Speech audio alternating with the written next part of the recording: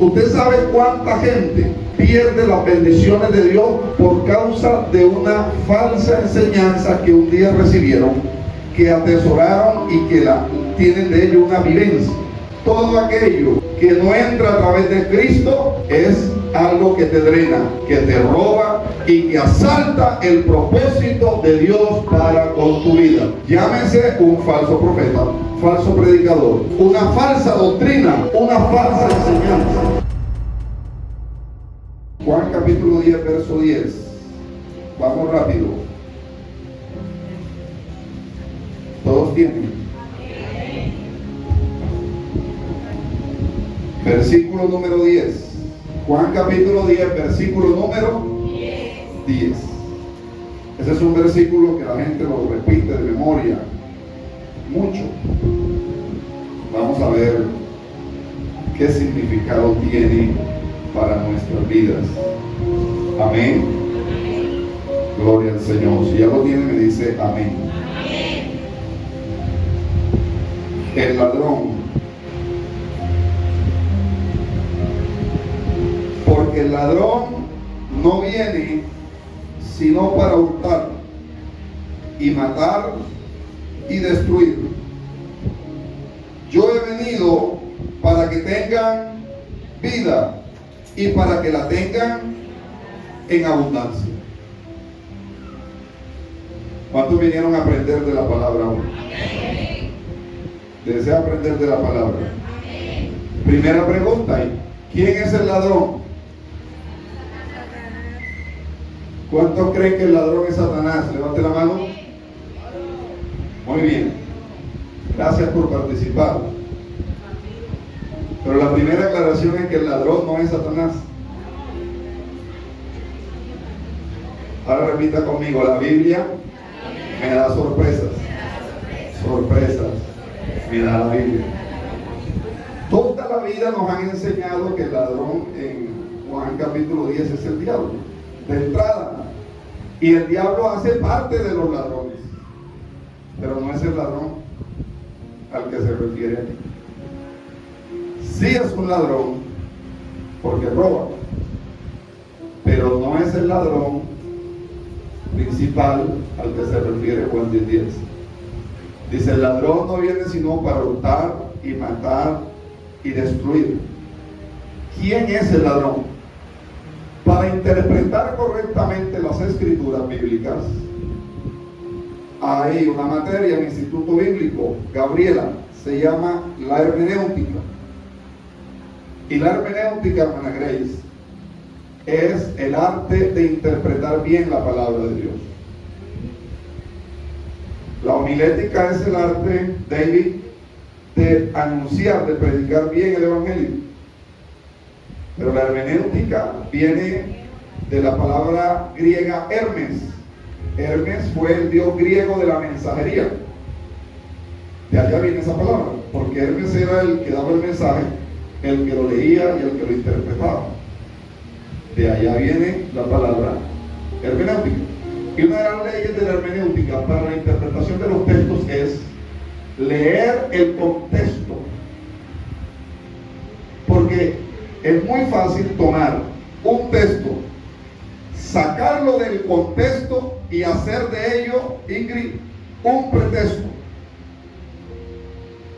De allí que surgen muchas doctrinas, porque cuando se lee la Biblia solo toma el texto. Si usted solo toma un texto, usted se va a volver loco y va a predicar cosas que no son.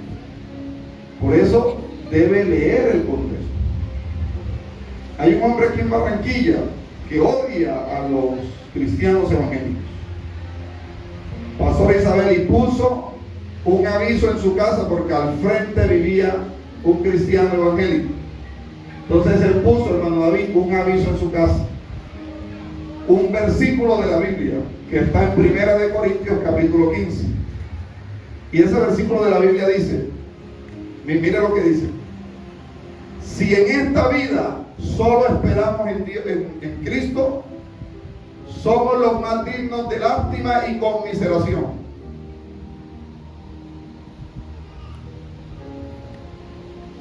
¿Aló? Otra vez. Como él él odia a los cristianos, cogió un versículo que está en la Biblia, que dice en 1 Corintios capítulo 15, cuando Pablo está hablando acerca de la resurrección. Pablo dice que si los muertos no resucitan, entonces tampoco Cristo resucitó. Y si Cristo no, ese es el contexto en que viene el hilo del pasaje. Y si Cristo no resucitó, ¿me recuerdas tu nombre? Jason, no te doy la bienvenida, ya nos había visitado, ¿verdad? Es primera vez, bienvenido. Jason, y ese texto dice, y si en esta vida solo esperamos en Dios, somos los más dignos de lástima. Pero ¿por qué dice Pablo eso? Porque está hablando de que si Cristo no resucitó, entonces vana es nuestra fe. Por eso expresa ese versículo. Ahora, si usted coge ese solo versículo y hace lo que hizo este hombre aquí en Barranquilla, lo puso en una pancarta y se lo puso al frente de la casa del cristiano. Pero si sigue leyendo el texto, o sea, el contexto, luego encuentra Jacqueline que dice, pero ahora Cristo ha resucitado, primicia de entre los que durmieron es hecho, y Él es la razón de nuestra fe. Por eso hay que leer, diga conmigo, el contexto. Ahora vamos a Juan 10. ¿Quién es el ladrón? Ya no respondieron tan rápido. Vamos a leer el contexto. ¿Quieren? ¿Están conmigo? ¿Sí? ¿Están conmigo? Vamos un poquito atrás. Capítulo 10, el hermano Luis dice, queremos saber quién es el ladrón. ¿Sabe qué es lo bueno al dar de estos mensajes? Que la gente no se va hasta que no se resuelva el asunto. Vamos a ver quién es el ladrón. Juan 10:1. De cierto digo, el que no entra por la puerta en el redil de las ovejas, sino que sube por otra parte, es el ladrón y salteador.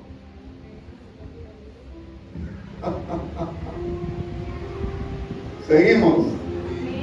Entonces, empezamos a entender quién es el ladrón ahora. El que no entra por la puerta. ¿Cuál puerta? Versículo 2. El cielo, dice Luis, todavía no. Miren. ¿Cuál puerta? Mire. El que no entra por la puerta, ese es el ladrón. O sea, no entra por la entrada oficial, autorizada. Se mete por otro lado. Ese es el ladrón. Ahora, ¿cuál puerta? Versículo 2. Mas el que entra por la puerta, el pastor de las ovejas, es. Verso 3. A este abre el portero. Ah, hay un portero. Diga conmigo, puerta, ladrón, portero y pastor. Ahora diga ovejas. O sea, hay 5 integrantes en esta historia. Otra vez. Puerta, ladrón, portero, pastor y ovejas. ¿Quiénes son las ovejas? Muy bien, somos nosotros. ¿Y sabe por qué la Biblia nos compara como ovejas, Ana? Porque la oveja es un animal terco, porfiado. La sacan del hoyo y le dicen, vaya para allá, y ella otra vez vuelve y cae en el mismo hoyo. Y es un animal que ese gato, él no tiene largo alcance en su vista, él solo mira lo que está ahí inmediato. El lobo puede estar a 5 metros, la oveja no lo ve. Por eso necesita un pastor que las cuide. No se cuidan solas, no gritan cuando venga el lobo, no, son fáciles de atrapar.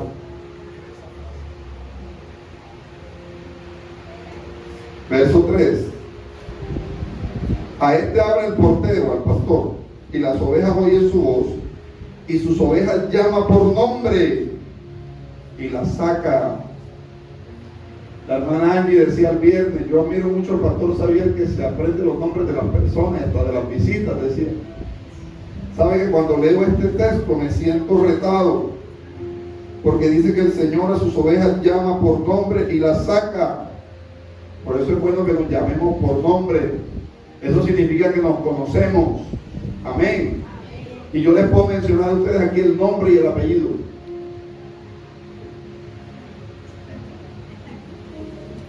Y si yo puedo, usted también puede. Claro, porque todos tenemos el mismo cerebro, hermanos. Y saben que cuando el ser humano muere, solo alcanza a usar el 4% del cerebro.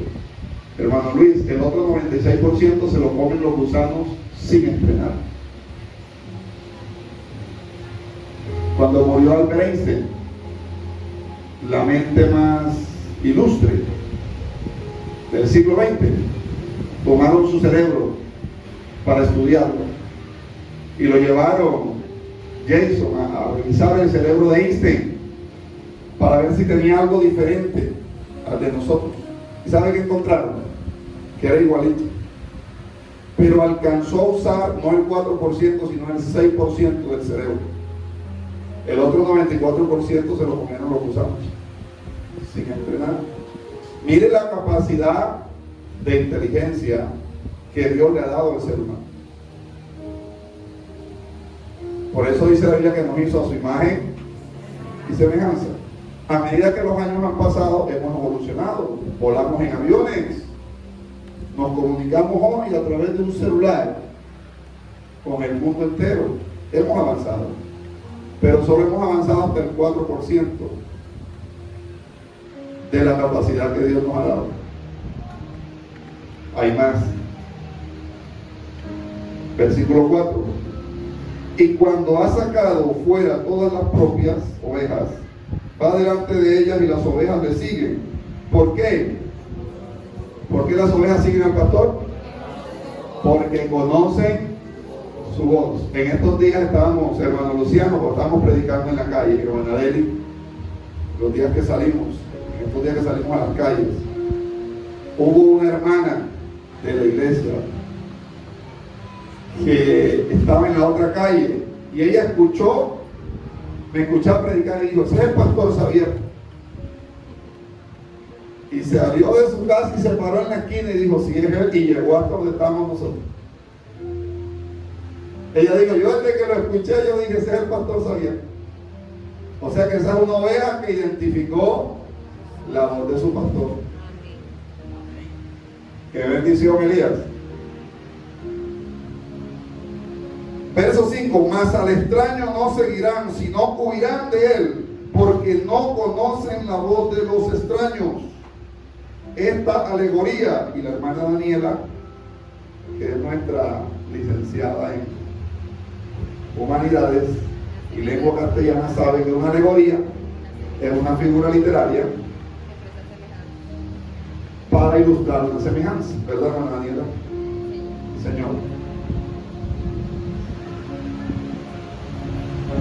Esta alegoría les dijo Jesús, pero ellos no entendieron qué era lo que les decía. Entonces, hasta ahí ya sabemos quién es el ladrón. Falta aclararlo, todavía no ha ilustrado todavía.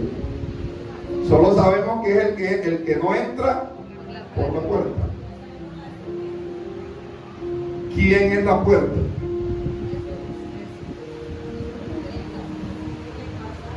Hay una puerta por donde tenemos que entrar las ovejas.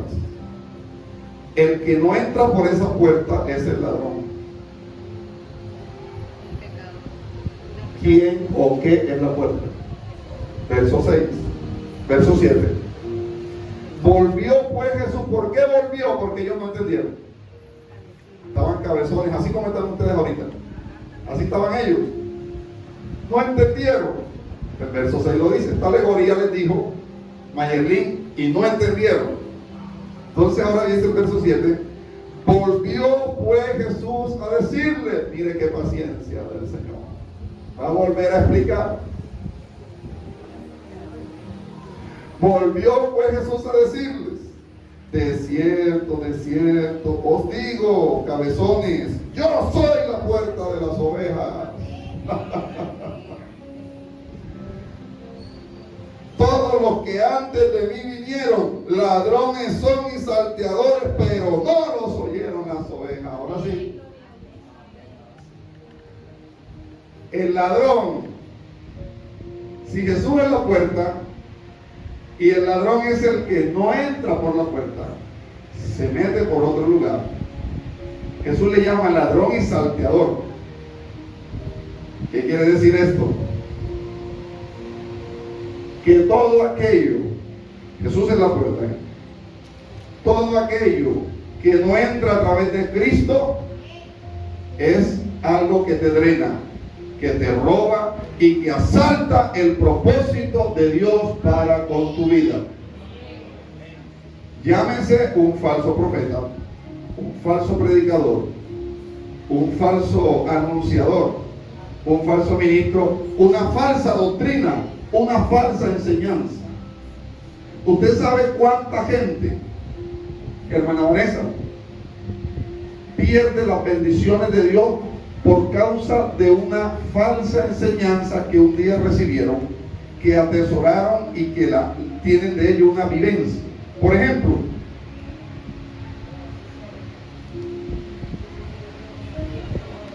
ser rico es pecado.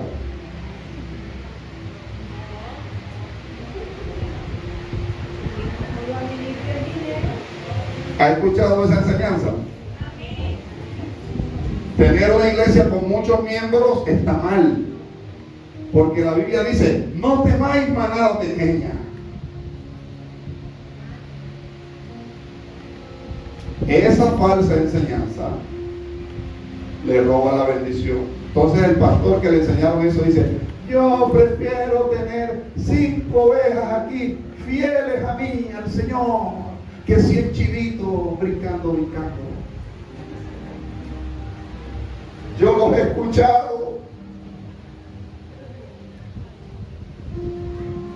Esas enseñanzas le roban la visión, no lo dejan crecer. Cuando tú lees la Biblia y la estudias de forma integral, eres más equilibrado y te das cuenta que Jesús era apasionado por las multitudes. La Biblia dice: y al ver las multitudes, tuvo compasión de ellas porque estaban desamparadas y dispersas como ovejas que no tienen pastor. Y entonces por eso se presentó y dijo: yo soy el buen pastor. Porque los vio descarriados, iban y venían, amaban las multitudes. A Jesús no lo seguían 100 personas, mis hermanos. El día que multiplicó los panes y los peces, tenía 5 panes y 2 peces, y habían 5,000 hombres, sin contar mujeres e hijos. Supongamos que cada hombre tenía una mujer. No vamos a meter los que tenían 2 y 3, ¿no? Supongamos que cada hombre tenía una mujer y que tenían un solo hijo. No vamos a meter los que tenían 2, 3 o 4 hijos. Entonces, mire, si metemos a Jacob, si metemos a Salomón, Salomón tenía 1000. Se nos infla el indicador. Mire, dice: habían 5,000 hombres, sin contar las mujeres y los niños. Si habían 5,000 hombres, supongamos que cada hombre tenía una mujer. Ahí ya son ¿cuántos? 10,000. Y supongamos que cada pareja de esas tenía un solo hijo. No digamos que tenían 2 y 3, 1. ¿Cuántos serían? 15,000. Y Jesús tenía 5 panes y 2 peces. ¿Cuánto es 5 por 2? A ver, un licenciado en matemáticas aquí. 10. 5 por 2, 10. Eso da la matemática de nosotros. Jesús multiplica 5 por 2 y le da 15,000.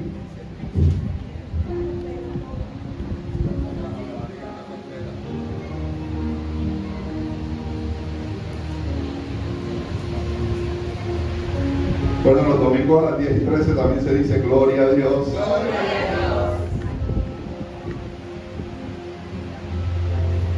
Una falsa enseñanza te roba la bendición.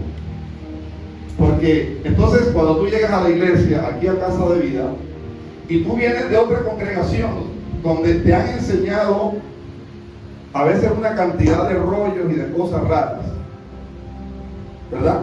Llegas acá, tienes un reto personal y es desaprender lo viejo, lo que no te agrega valor a tu vida espiritual, a tu relación con Dios, para aprender lo nuevo. Y le voy a decir algo: es más difícil desaprender que aprender lo nuevo. Por aquí casi no me creyeron. Voy por acá a ver si sí me creen. Dice, es más difícil desaprender lo viejo, lo que te han enseñado que está mal, que aprender lo nuevo. Me voy a quedar acá. Amén. Aunque eso significa que los de este lado se vinieron sin ayunar o sin desayunar. ¿Cuántos se vinieron en ayuno? Amén. Mire. Ser rico es pecado, hermanos. ¿Le enseñaron eso? Si ser rico es pecado, Dios es el más pecador de todos, que es el dueño del oro y de la plata. Amén.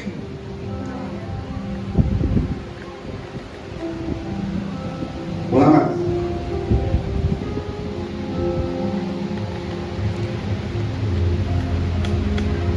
Ser pobre es ser humilde.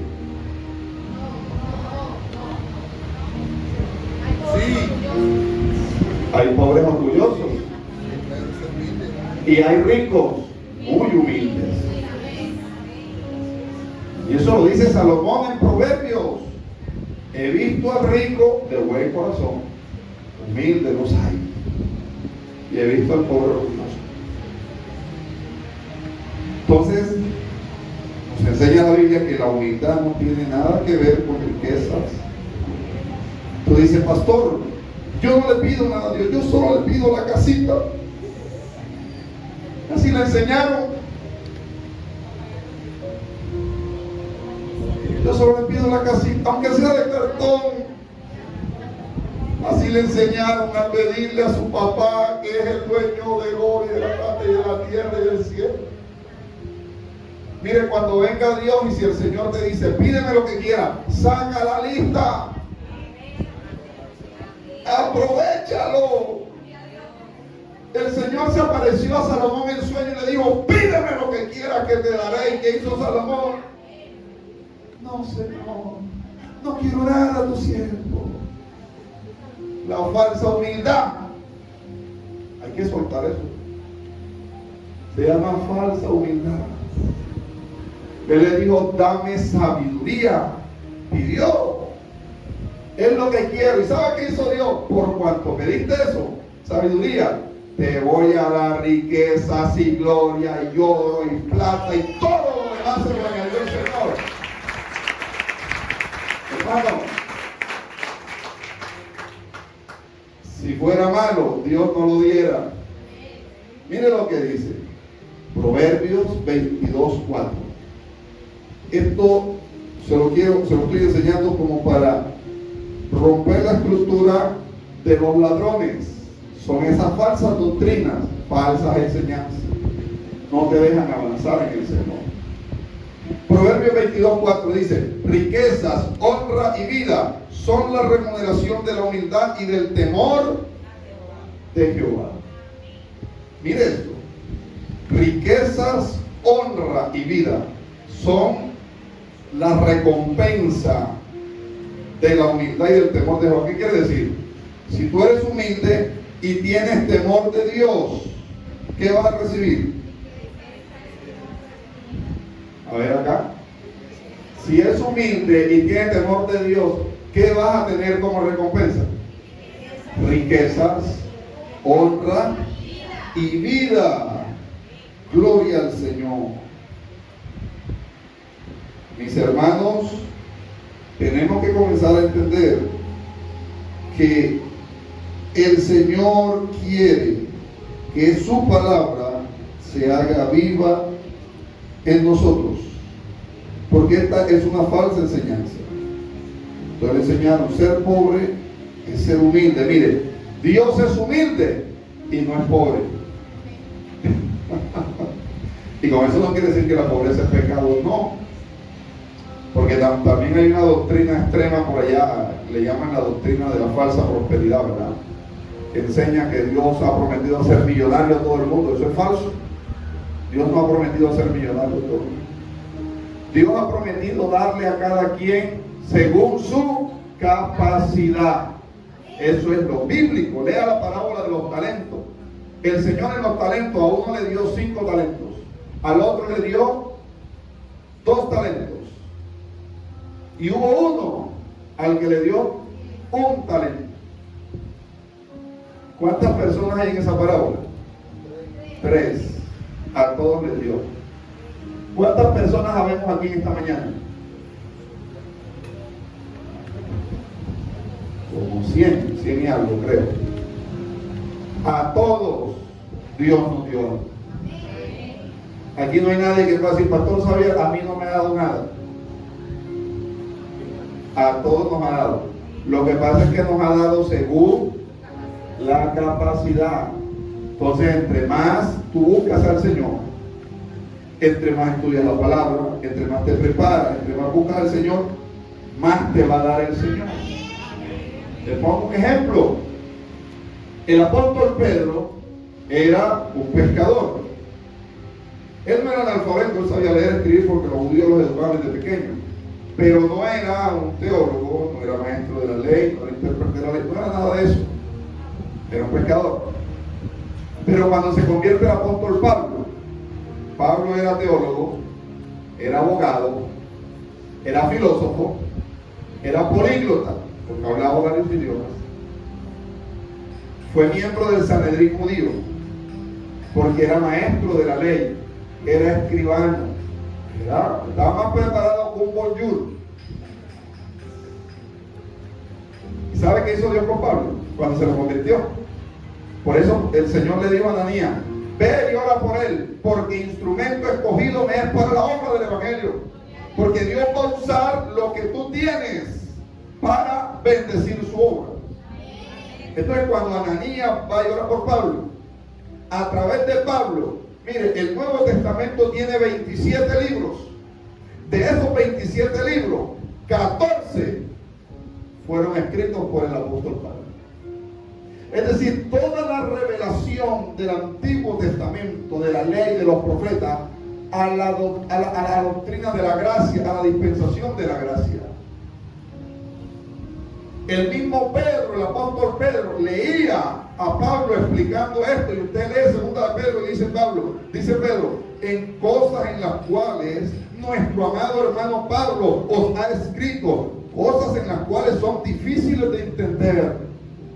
Ni siquiera Pedro entendía mucho de eso, las cuales los indoctos tuercen para su propia perdición.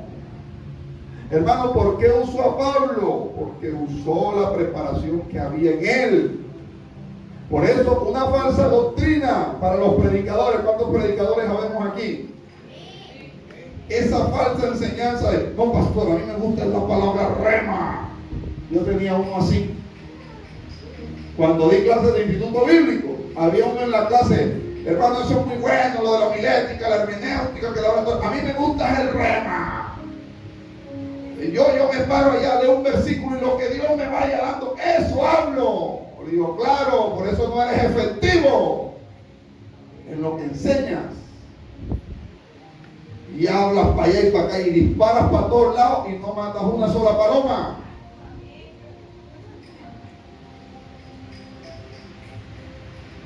Porque usa mal la Biblia, lee el profeta y dice, es que la Biblia dice, abre tu boca que yo la llenaré. Y entonces no estudia la Biblia, usa la Biblia para no estudiarla. No es que la Biblia dice que la mucha letra mata. ¿Cuántos han leído eso? La Biblia dice eso en un texto, es verdad. La Biblia dice que la mucha letra mata, pero no se refiere a la escritura. No se refiere a la palabra de Dios. Se refiere a toda la letra y a la barbaridad que los seres humanos crean e inventan. Eso mata. Pero la palabra de Dios es viva y eficaz y más cortante que toda espada de doble filo, que penetra hasta partir del alma. La palabra de Dios lo que da es vida. No vuelve loco a nadie. Antes les quita la loquera y los pone cuerdo. La palabra le aprieta el tornillo al que lo tiene suelto. Eso lo hace la palabra de Dios. Tú dices, no, pastor, a mí me enseñaron que el que lee mucho la Biblia se vuelve loco. Loco ya está. Lee la Biblia para que dejes la loquera. Gloria al Señor. Mire, la Biblia es un libro que el que lo lee se vuelve sabio. El que lo vive es santo. Y el que lo cree es salvo. Gloria al Señor para siempre. Por eso, uno de los ladrones, no es el ladrón principal. Ese sí es el diablo, uno de los ladrones. Busca introducir falsas enseñanzas en la mente de los cristianos para robarles la bendición, para que usted no crea. Primera de Corintios lo dice, en el capítulo 3 dice, los cuales el Dios de este siglo, los hijos de perdición, habla de los que no han recibido al Señor, los quienes están apartados, dicen los cuales el Dios de este siglo, Dios con D pequeña, o sea el diablo, les ha cegado el entendimiento, para que no crean a la verdad del Evangelio y sean salvos. Eso lo dice la Biblia. Entonces, ¿quién es la puerta? En este pasaje aprendemos que Jesús es la puerta, pero también es el pastor. Ahí, como decía mi abuelita, báileme ese tronco con la uña. ¿Cómo así? ¿Cómo puede ser la puerta y también el pastor? ¿Qué quiere decir con eso? Luis, bienvenido. ¿Qué quiere decir? Miren, versículo 7. Yo soy la puerta de las ovejas. Todos los que antes de mí vinieron ladrones son y salteadores, pero no los oyeron las ovejas. Yo soy la puerta. El que por mí entrare será salvo. Entrará y saldrá y hallará pastos. El ladrón no viene sino para hurtar, matar y destruir. Yo he venido para que tengan vida y para que la tengan en abundancia. Yo soy el buen pastor y el buen pastor su vida da por las ovejas. Mire, iglesia, diga conmigo, Jesús es la puerta y es el buen pastor. Las dos cosas. ¿Saben por qué? Porque Él es el comienzo y el final de nuestra salvación. Alabado sea el Señor. Por eso es la puerta. Y lo que quiere decir es que toda persona, escúchame bien, sobre todo las personas que hoy nos visitan, usted que aún no ha recibido a Cristo en su corazón, todo lo que usted haga para ser salvo, todo lo que haga para ser salvo, que no esté de por medio Cristo, no servirá de nada. Usted puede hacer muy buenas obras en la tierra, pero si no tiene a Cristo en el corazón, no sirve para ser salvo. Un profesor en la universidad me dijo, Xavier, por eso yo no entiendo al cristianismo. Porque, ¿por qué no es suficiente con buenas obras? Debería ser suficiente con buenas obras. La hermana María Arias y todo ese combo ya, y la pastora Isabel, el hermano Carlos Arturo y Johnny, estuvieron ayer compartiendo unos desayunos en el centro, pastor Isabel, bueno, no sé exactamente el lugar, con los habitantes de la calle. Al hermano Luis también estuvo, y los trabajadores. Ok, esa es una labor muy buena. De hecho, Dios se identifica con los necesitados. El Señor un día nos dirá, porque tuve hambre, me diste de comer, tuve sed, me diste de beber, estuve desnudo y me cubriste. Es una labor muy buena. Pero esa labor, si no tiene a Cristo en el corazón, no le hace salva. Como tiene a Cristo en el corazón, esa labor lo que hace es que adorna su salvación. Es el fruto del que ha sido salvo. Entonces yo hago buenas obras no para ser salvo, sino porque ya soy salvo. Las buenas obras son el fruto de un corazón agradecido con Dios porque ha sido salvo, porque ha sido perdonado, porque ha sido limpio con la sangre de Cristo y porque sabe que su nombre está escrito en el libro de la vida con letras de oro. Gloria al Señor para siempre. Diga aleluya. La última vez que recuerdo que hicimos esa labor, hermana Deli, la hicimos, fue por acá por debajo del puente 7 de abril, ¿verdad? Sí, fue por 7 de abril, doña Grey, que estuvimos. También hicimos esa labor de compartir unas comidas con los habitantes de la calle. Gloria al Señor para siempre. Vamos cerrando. Entonces tienen que entrar y terminar en Cristo. Para hacer eso algo que necesita, entrar por la puerta. Si no entra por la puerta es un ladrón.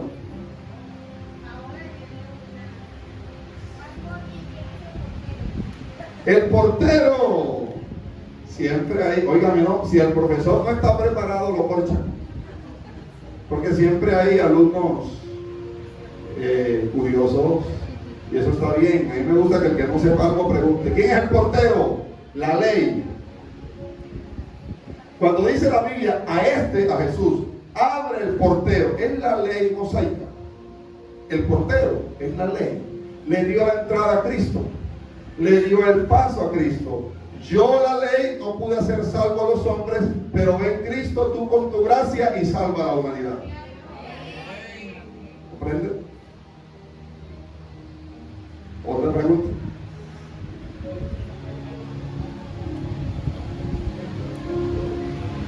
Yo soy el buen pastor. Diga conmigo, Jesús es el buen pastor que su vida da por las ovejas. ¿Alguna vez alguien te amó así? Por eso nosotros no podemos avergonzarnos del Señor. Alguien que lo dio todo por nosotros. Alguien me dijo una vez, ¿no te da vergüenza predicar y hablar de Cristo en lugares públicos? Yo le dije, no, porque si a Él no le dio vergüenza morir por mí en una cruz, semidesnudo, delante de una gran multitud, a mí hoy no me da vergüenza decir que es mi Señor, mi Salvador, y que por la fe en su sacrificio tengo entrada al cielo. Y soy salvo. No nos podemos avergonzar del Señor, Madeleine, porque nadie nos amó como Él. Un amor que fue hasta la muerte. ¿Usted estaría dispuesto a morir por otra persona? Ese es un amor de verdad. Que no pase como dijo el hermano Ramiro allá en el campamento. ¿Se acuerdan? Del novio que le decía a la novia, mi amor, te amo. Cruzaría todos los mares por ti. Cruzaría los ríos donde hay pirañas para alcanzarla y verte. Iría bajo truenos, relámpagos, centellas y tsunamis solo por verte. Y ella le dijo, mi vida, todo eso está muy, se escucha bonito. ¿Vas a venir esta noche a mi casa para verlo? Y él respondió, si no llueve, voy.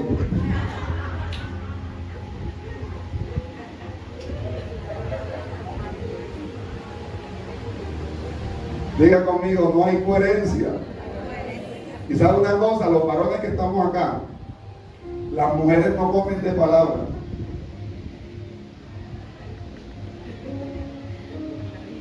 Son observadoras. Usted le puede decir te quiero 1000 veces, pero si no se lo demuestra, no se lo cree.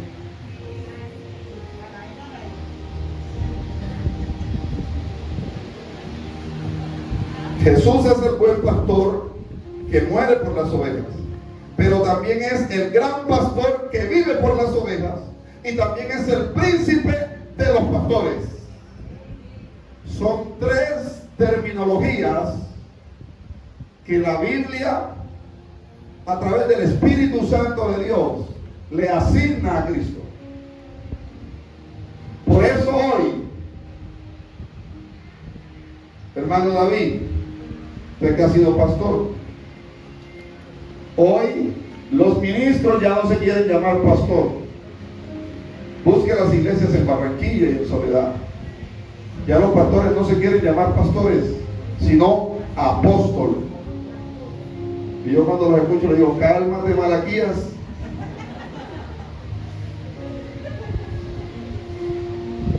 Nadie se quiere llamar pastor. Ya parece que el término pasó de moda. En la Biblia no ha pasado de moda.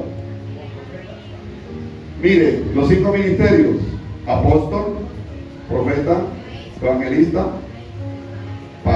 pastor y maestro.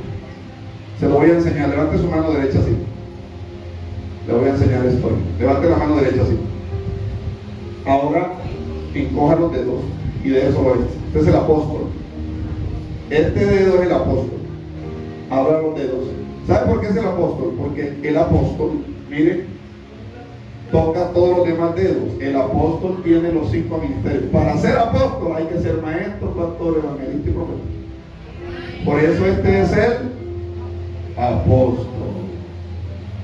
Ahora míreme. Este es el profeta. Hágalo así. Hágalo para que no se lo olvide. Mire. ¿Sabe por qué? Porque este es el que dice: así te dice el Señor Juanín. Así te dice el Señor Nancy.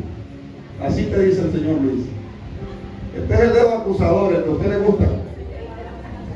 El que a usted le gusta, pastor. Este. Ahora míreme. El del medio es el más alto. Este es el evangelista. ¿Sí me ven? Me dicen que levante mano de allá atrás. Ahí sí me ven. El del medio es el evangelista. ¿Sabe por qué? Porque es el más vistoso, es el que más se ve. ¿Sí ve que es el más alto? No es porque sea el más importante, es el más vistoso. Es el que se gana las almas para Cristo. Es el que hace milagros y sanidades en las campañas, ¿no? El evangelista del medio. Bueno, ¿y por qué bajaron la mano? Estas ovejas son como veo que al callado. Téngala ahí.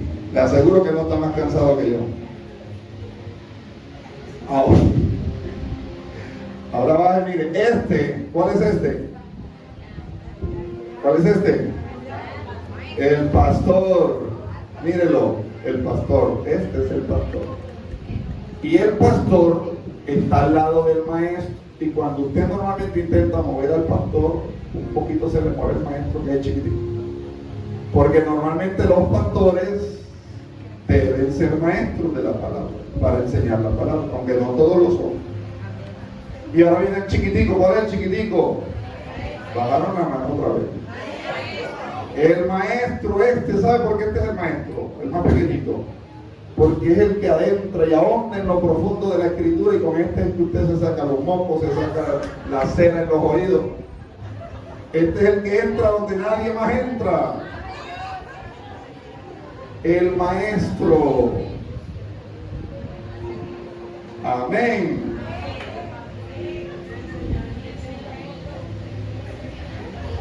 Voy a terminar ya. Mírenme que voy a terminar. Voy a terminar. Nadie se quiere llamar pastor.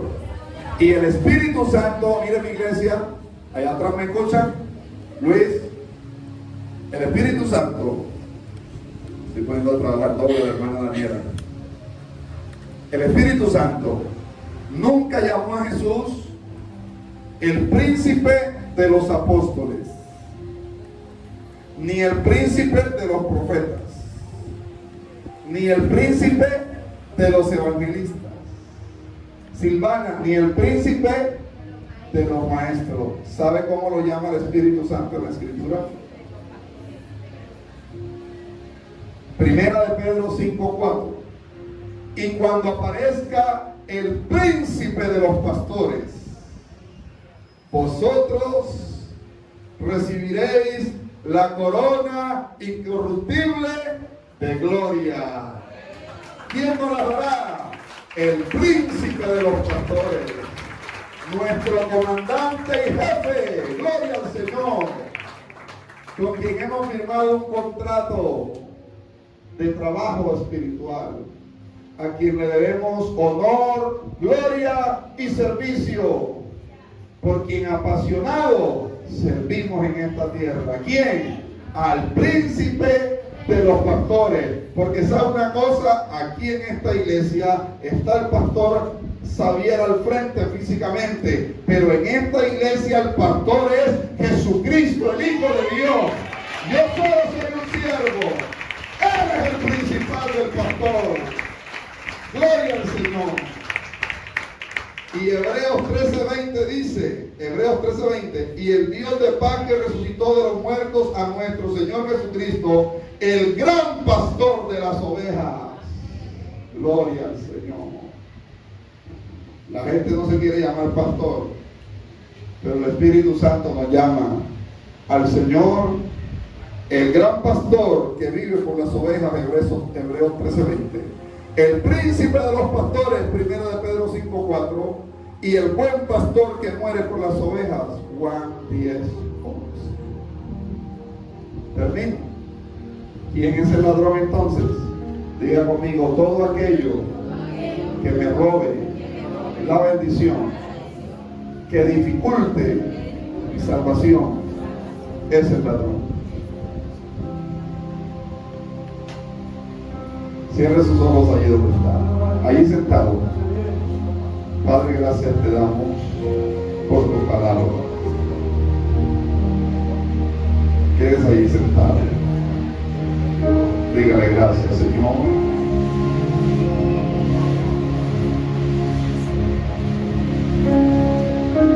Dígale: quiero que seas tú siempre mi pastor. El salmista David decía: Jehová es mi pastor, nada me faltará. Está atravesando por problemas, pruebas y luchas.